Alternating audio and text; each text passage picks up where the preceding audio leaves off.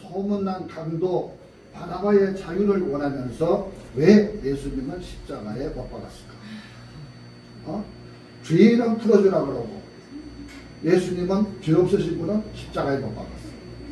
요즘 사회를 보면 이 예수님의 그때 시대와 지금 시대, 죄 없는 사람이 죄를 짓고 죄 있는 사람이 활개를 치고 여러 가지 일들이 일어나고 있습니다. 성경은 우리에게 그 답을 가르쳐 줍니다. 뭐라고 합니까? 인간의 마음은 그 어떤 것보다 거짓되고 악하기 때문에 죄인은 풀어주라. 예수님은 십자가에 못 박아. 무엇 때문에? 군중심이요. 막 그렇게 예수님 시대에도 그런 일이 있어요.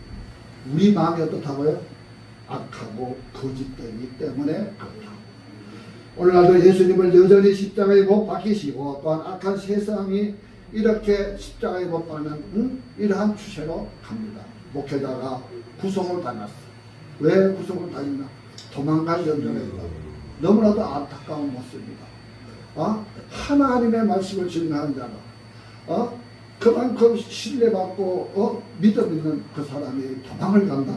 참으로 어처구니 없는 일들이 일어나고 있습니다. 선한의 정점이신 예수님은 지금도 우리의 거짓됨과 악함을 책망하시면서 그 책망에 귀 기울이는 자가 많지 않다는 것입니다. 잘못됐다. 하나님의 말씀을 이야기합니다. 분명히 창조의 섭리를 거스르는 것은 잘못됐다. 그럼 동성애도 잘못됐고 여러 가지 일들이 잘못되어 있지 않습니까? 악의 세력이 있고 붉은 공산주의 사상은 우리가 대적해야 되고 이런 성경이 분명히 있는데 그것을 그렇게 말씀대로 순종하지 않으니까 문제는 더 일어난다는 것입니다. 우리가 분명히 알아야 할 것은 가시적으로 악의 세력이 더 큰 것 같아도 주님의 선한 손길로 그 모든 것이 회복될 줄 믿습니다. 아멘. 우리를 뛰어넘는 것, 말씀으로 선한 역사로 말미암아 진리의 역사가 그 악의 세력을 무너뜨리고 회복될 줄 믿습니다. 아멘. 주의 선의 순종에 대해서 우리의 악에 대한 순종을 하나님의 말씀에 순종하는 자가 악을 어떻게 해요? 제한할 수 있어요. 말씀에 순종하지 아니하면 세상 관점으로 본다든지 하나님의 말씀을 잊어버리면 이것이 옳을까 저것이 옳을까 저 사람 말이 맞네 저 목사 말이 맞네 저 장로 말이 맞네 이렇게 가면 어떻게 될까요? 말씀에 이탈해서 그 분위기에 따라서 이렇게도 같다 저렇게도 같다. 그런데 우리의 신앙은 그렇게 해서는 안 됩니다. 분명히 알아야 할 것은 하나님의 말씀에 순종하라. 우리 같이 하나님의 말씀에 순종하는 저와 여러분이 될 수 있기를 원합니다. 아멘. 독일의 문호 괴테는 이렇게 이야기했습니다. 내 영혼이 하나님께 순종할 때 항상 자유로움을 느꼈다. 그런데 순종한다는 것, 자신의 연약함을 보여주는 것 같지만 실상은 자신의 영혼이 건강함을 보여주는 것입니다. 건강하다는 것. 자유라는 것은 건강한 모습입니다. 근데 그 자유가 속박되는 너무나도 고통과 아픔이 있다는 것입니다. 순종할 줄 아는 자가 나약함 때문이 아니라 오직 하나님만이 인간의 절대 의지자가 되시는 분임을 알기 때문에 자유로운 것입니다. 그렇기 때문에 하나님을 향한 굳건한 믿음, 건강한 영혼, 올바른 신앙 지식을 가진 자만이 하나님 앞에 순종할 수 있습니다.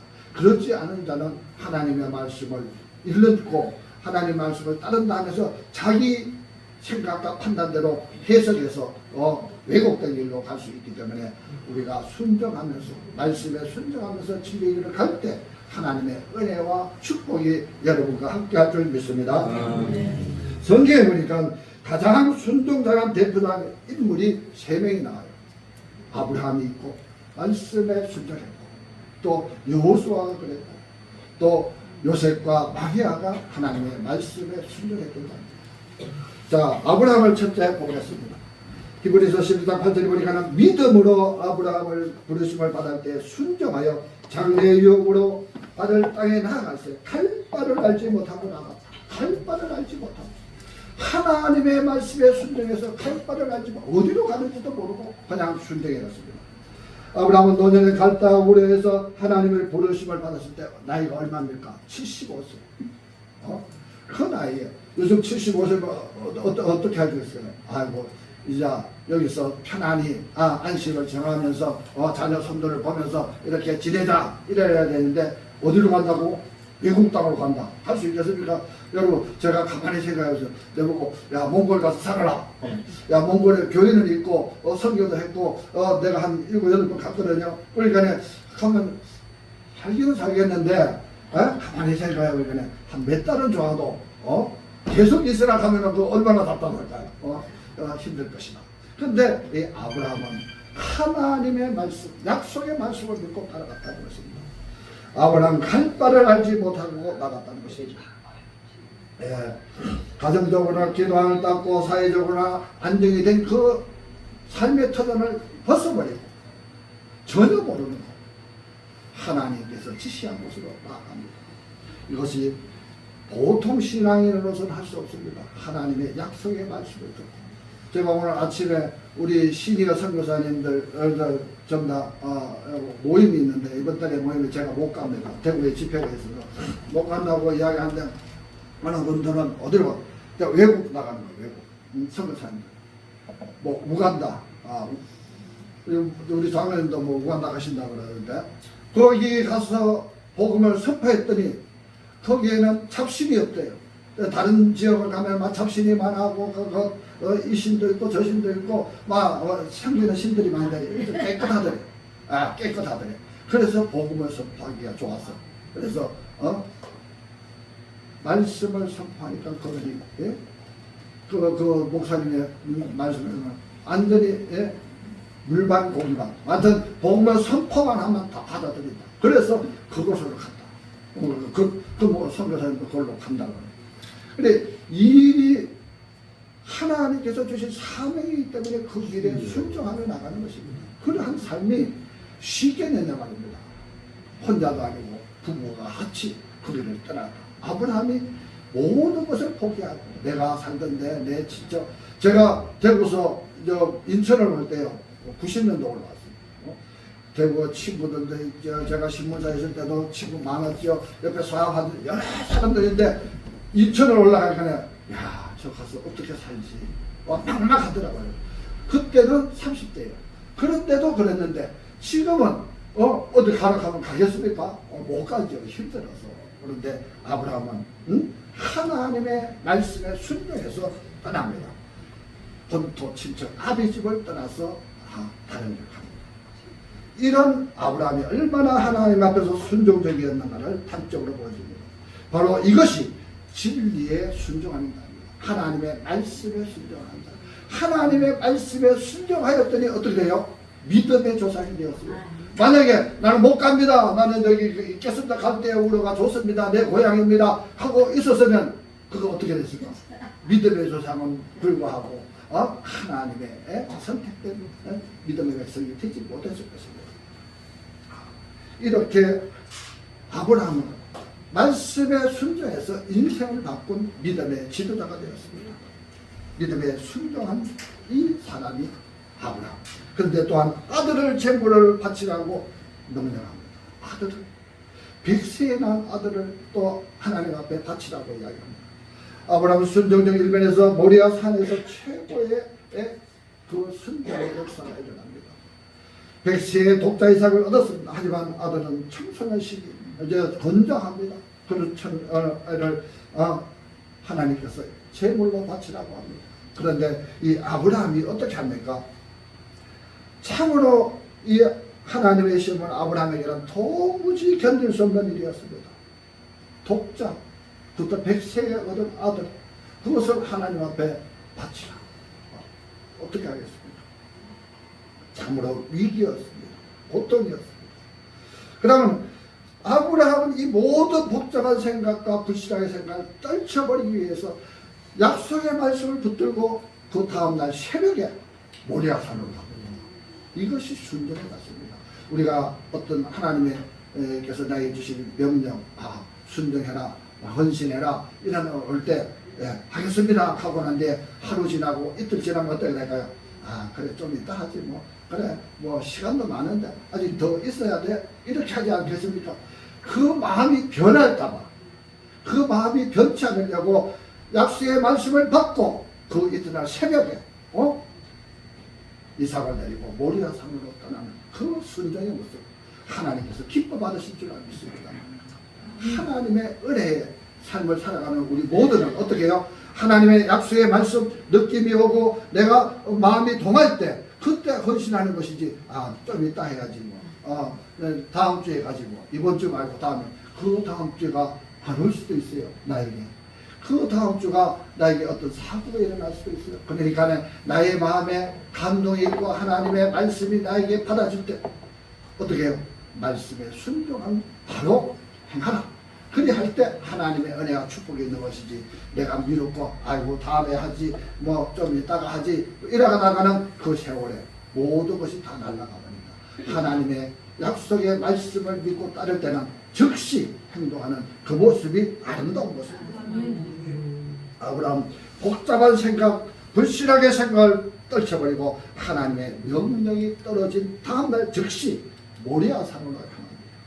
이것이 바로 진리에 순종하는 순종자의 모습입니다. 이 희생의 사실, 자기 희생을 하면서 아들을 하나님 앞에 바치니까 도무지 이해할 수 없는 그러한 하나님의 말씀 가운데도 나는 약속의 하나님을 믿고 따라가는 그 순종의 아브라함이 나중에는 믿음의 조상이 되어 우리 후세의 대대에 이어지는 그 모습, 믿음의 조상하면 누구? 아브라함, 이렇게 하지 않습니까?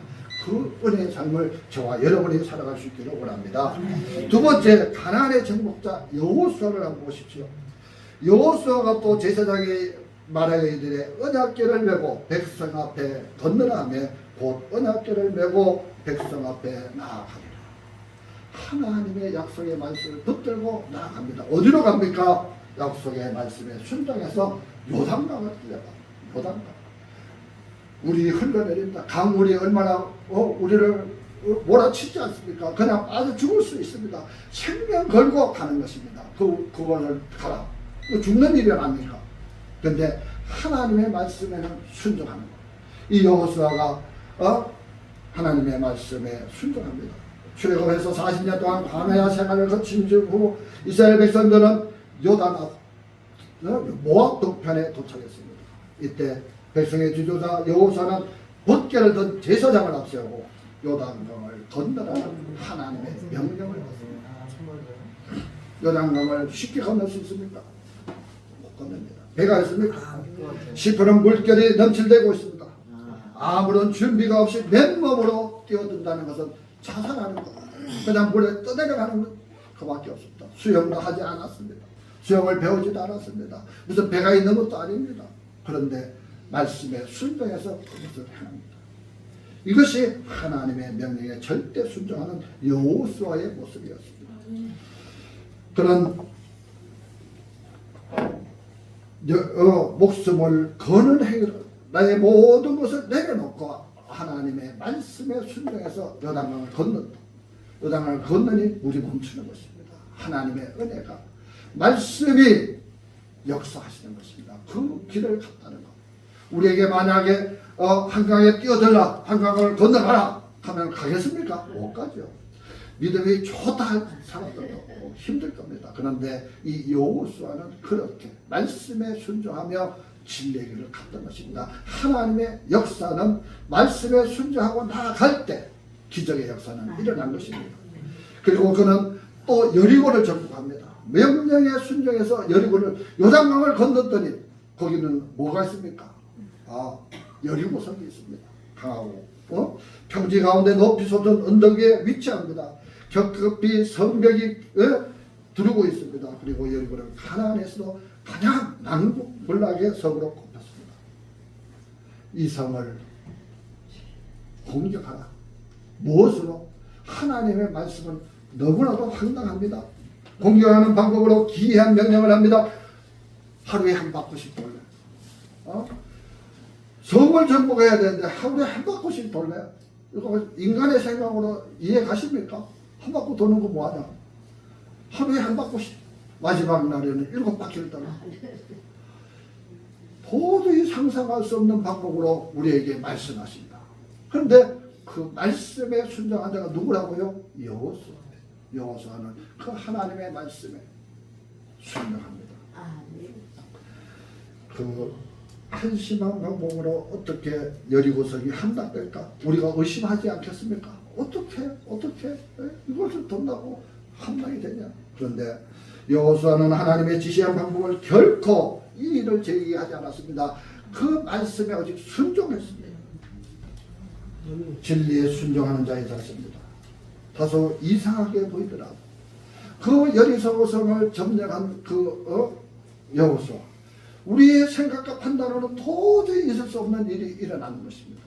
하나님의 명령에 순종할 때 기적의 역사는 일어났던 것입니다. 여리고성은 무너졌습니다. 그것을 함락하고 말았습니다. 그러므로 우리가 세상을 살아갈 때 여러 가지 우수산의 역경이 다가오지 않습니까? 내가 원치 않는 일이 일어납니다. 내가 원했던 일은 일어나지 않습니다. 내가 바라고 원하는 일은 일어나지 않지만 하나님께서 명령하시니까, 하나님께서 말씀하시니까 그 길을 갔다. 그 길을 가니 하나님의 선한 손길로 말미암아 모든 것이 복되고 형통하더라.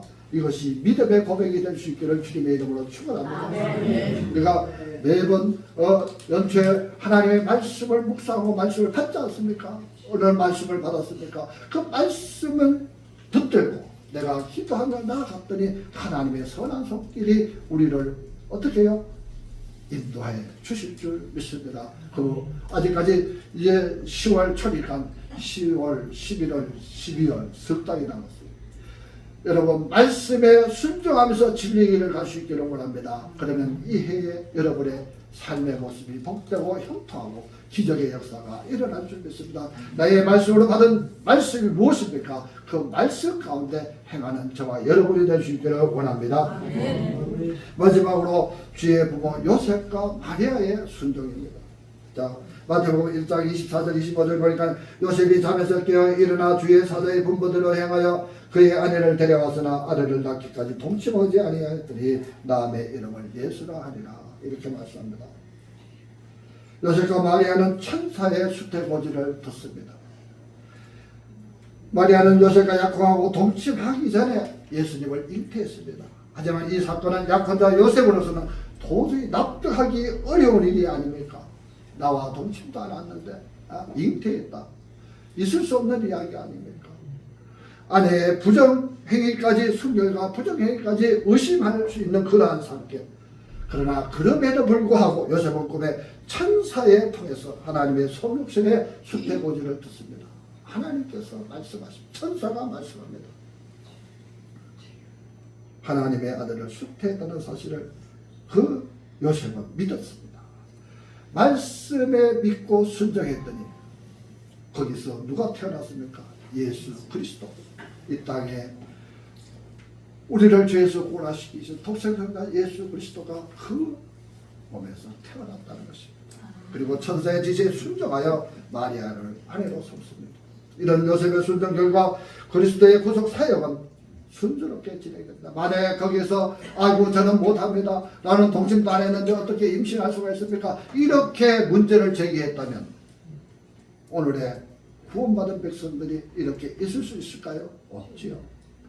그의 순종의 결과로 말미암아 예수 그리스도는 성육신으로 말미암아 이 땅에 태어나셔서 낮고 천한 인간의 모습으로 이 땅에 오셔서 죄 없으신 몸이 우리의 죄를 대신하여 십자가에 죽으심으로 말미암아 우리가 죄상을 받고 구원받은 믿음의 백성이 되지 않았습니까? 이것이 기적입니다.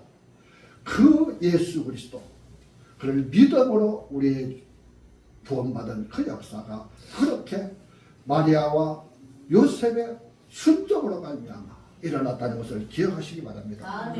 요셉의 삶은 순종의 삶이었습니다. 그는 애국으로 피신했을 때도 하나님의 지시에 순종해서 팔레스타인으로 돌아왔습니다. 또한 팔레스타인에 돌아와서도 하나님의 지시에 순종하여 갈릴리 지방으로 이주했습니다. 왜 그랬을까요? 예수께서 갈릴리 나사렛 무대로 어린 시절 보낸 것도 따지고 보면 하나님의 지시에 순종한 요셉의 결단이었다는 것입니다. 이것은 무슨 말입니까? 이 순종을 결국 예수께서 갈릴리의 어린 시절을 보내게 될 것이라는 구약의 예언을 성취시켰습니다. 그러한 일들이 순종의 삶으로 말미암아 하나님의 말씀은 이루어져 가는 것입니다. 우리의 삶의 모습에서 어렵고 힘든 일이 있습니까? 말씀에 순종할 때 하나님의 때의 역사는 일어날 줄 믿습니다. 여러분의 삶의 모습에서, 여러분의 자녀선의 모습에서 어떻게 해요? 하나님의 약속의 말씀을 믿고 나아갔더니 우리 자녀선들이 잘 되었더라. 나의 삶의 모습이 형통하고 복되더라. 이러한 일들의 고백이 여러분의 입술을 통해서 고백할 수 있기를 원합니다. 이렇게 순종은 하나님의 언약을 성취하는 결과를 낳습니다. 순종할 때 하나님은 역사하시고 계십니다. 순종하였더니 그 다음 스크린, 그 다음 이야기가 쫙 나오지 않습니까? 순종하지 않았다면 문제는 일어났을 것입니다. 순종하지 않았다. 그런데 이 순종의 사람으로 말미암아 우리는 이렇게 나의 주 나의 하나님을 찬양하면서 경배하면서 오늘도 아버지 앞에 예배할 수 있는 믿음의 자녀들이 된 줄 믿습니다. 우리 모두도 하나님의 뜻과 지시에 순종해서 하나님의 거룩한 사역을 이루는데 이익을 담당할 수 있기를 원합니다. 내가 오늘 말씀을 읽었다면 그 말씀 가운데 이것이 무엇인가? 나의 하나님이여 내가 주의 뜻 행하기를 즐기오니 주의 법이 나의 심중에 있나이다. 주의 법이 나의 심중에 있나이다. 이 고백이 오늘 우리가 말씀을 읽고 묵상하면서 살아가는 삶의 모습에서 일어나는 기적의 역사가 삶의 모습이 형통하고 복된 길로 이어질 줄 믿습니다. 위에도 성경에는 하나님의 말씀에 절대적으로 순종한 사람들이 많이 있습니다. 다윗도 그랬고 많은 선지자들도 그랬고 신약의 예수님의 제자들도 그랬습니다. 말씀에 순종하고 진리기를 갔더니 하나님께서 역사하시고 그 하나님의 역사로 말미암아 이 땅에 복음의 사역자들이 이렇게 하는 겁니다. 오늘 장로님이나 오늘 찬양하시는 목사님들이나 많은 분들이 왜 여기 왔습니까? 말씀에 순종해서 진리기를 가려고 왔지 않습니까? 우리 김영희 목사님이 여기서 매일 어르신들을 모시고 예배하는 이유가 무엇입니까? 말씀에 순종하고 나의 말씀을 받았으니 그 말씀에 순종하면서 하나님께서 말씀하신 그 약속의 말씀을 이루어가기 위해서 여러분들을 이렇게 천국 당시에 베풀어 하나님의 은혜 가운데 갈 수 있도록 하는 것입니다. 내 뜻이 아니라는 것입니다. 내가 말씀에 순종하면 하나님의 역사는 일어날 줄 믿습니다. 우리 모두 삶의 모습에서 어디에서나 하나님께서 나에게 주신 말씀이 있다면 그 말씀에 순종하면서 생각 같은데 이건 안 될 것 같은데 생각 같은 내 판단은 아닌 것 같은데 그런데 말입니다. 그 안 될 것 같고 좀 내 느낌으로서 내 판단으로서 아닌 것 같은 그 말씀을 내가 믿고 순종했더니 하나님께서 어떻게 역사하실까요? 하나님께서는 기적적인 역사로 말미암아 여러분을 복되고 형통한 길로 인도해 주실 줄 믿습니다. 승리의 삶을 살아가는 것입니다. 그렇습니다. 우리 모두 순종의 사람, 순종함으로써 하나님의 위대한 복음 사역을 감당하는 저와 여러분이 될 수 있기를 원합니다.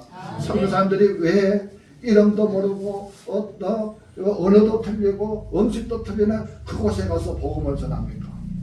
하나님의 말씀에 순종해서 땅 끝까지 이르러 복음을 선포하라 했으니 그 말씀에 순종하고 그 말씀이 나에게 받아들여졌다면 내가 가는 것입니다. 힘들고 어려워도 가는 것입니다. 여러 가지 악조건이 있어도 가는 것입니다. 갔더니 어떤 역사가 있습니까? 하나님의 선한 손길로 말미암아 모든 것이 복되고 형통하게 그 사역을 감당할 수 있더라. 그 말씀입니다. 그러므로 우리 모두 하나님의 말씀에 순종하면서 복음 사역의 일익을 담당하는 내가 무슨 복음 사역을 감당해? 나 집사인데, 나는 평신도인데 아닙니다. 내 삶의 모습에서 내 이웃에게 복음을 전하고 내 삶의 모습에서 내 자녀에게 복음을 전하고 나의 삶의 모습으로 말미암아 다른 사람이 저 교회 가더니 변화됐네. 이러한 모습이 나타날 때 그것으로 말미암아 영향력 있는 믿음의 사람이 될 줄 믿습니다. 우리 모두 진리에 순종하고 말씀에 순종하고 승리의 삶을 살아가는 남북장교회 모든 성도님들 다 될 수 있기를 주님의 이름으로 축원합니다. 기도하겠습니다. 하나님 아버지 감사합니다. 이 결실의 계절에 말씀에 순종하여 아름다운 열매로 주님께 영광 올려드리는 믿음의 자녀들 다 될 수 있도록 인도하여 주시옵소서. 아브라함과 여호수아 그리고 요셉과 마리아 같이 순종하는 믿음의 자녀들이 되게 하여 주시옵소서.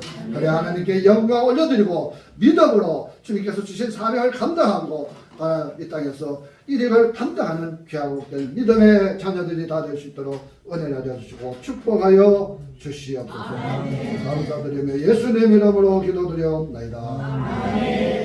찬송가 428장